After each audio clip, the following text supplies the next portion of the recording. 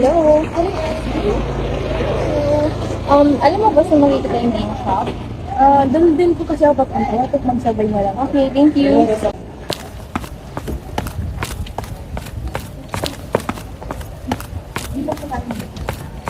Good morning po. Good morning. Ano po sa inyo, ma'am?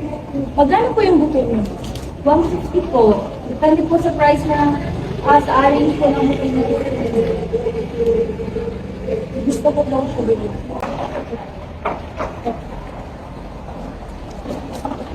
Ano niyo po? Magkano yung ganito niyo mo? 150 po.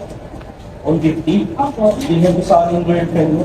Sige Tingin po. mo, mag-uusap niya to. Siyempre naman po. Ito ka eh. Magkano? 150. 150. Kaya na rin yung sabi. Thank you po. Ano daw? Yes po, ma'am. Hello, ma'am. So, I think yung mga product mo is known nationally. So, packaging ng private. So, hello, ma'am. So, I am from Corporate Business. So, I just want to ask you if willing ka ba mag-open ng another branch sa other city? Just because naging popular yung product mo. So, are you willing to open another branch or open another opportunity? Of course po, yes. We are, as a small business po, of course, open po ako for that kind of opportunity. Since na po, small business lang, I am willing to share my knowledge and my creativity when it comes to making bouquets po. So, yes po. So, bakit niyo po na sabi na gusto niyo mag-open sa other city? Gusto ko po makilala pa ng lalo yung mga handmade po na bouquet, no? Gawa ng ribbon at ng mga flowers po. Okay, thank you very much. I think we have a deal. Yes po. Okay.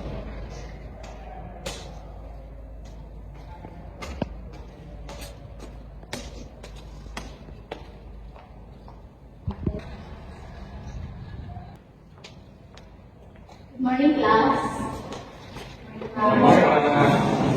So, since it's our first day, so I think we should talk about first what is entrepreneurial mind, since it's our subject. So, one fact about entrepreneurial mind is that it is having a certain way of thinking where it helps you succeed. The word entrepreneurial mind,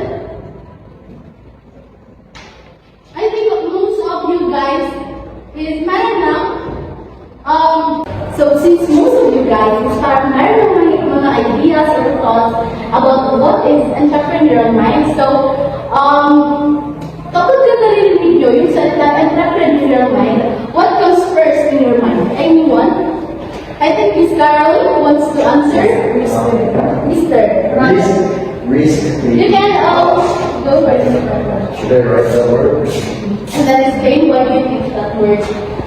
Explain.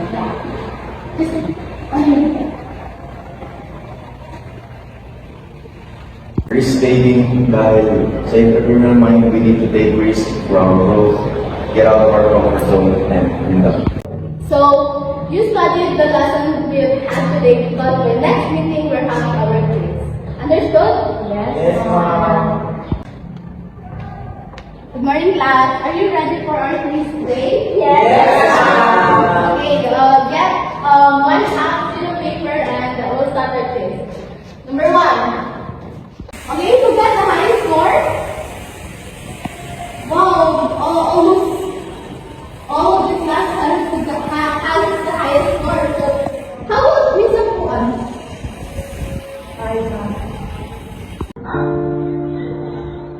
Next time, hindi na talaga ako mag-aaral ng mabuti. Ano ba yan? Kahit anong aral ko ng mabuti, mababa pa rin yung nakukuha ko. Kung ano ba ako kanina? Siguro nga. Hanggang dito lang siguro. Can I talk to Ms. Ariana in private, please?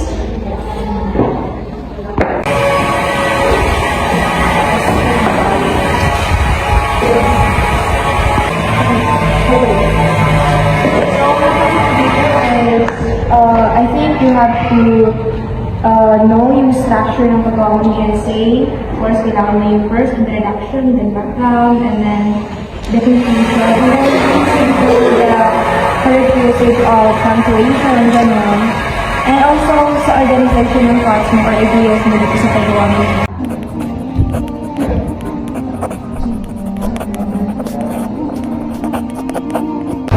Okay, Miss Ariana, congratulations. You're actually chosen na sumali sa NC contest. And your topic will be about entrepreneurial mind. So, dun sa NC contest, you state your ideas, your thoughts about entrepreneurial mind. Okay? Galingan mo. Yes.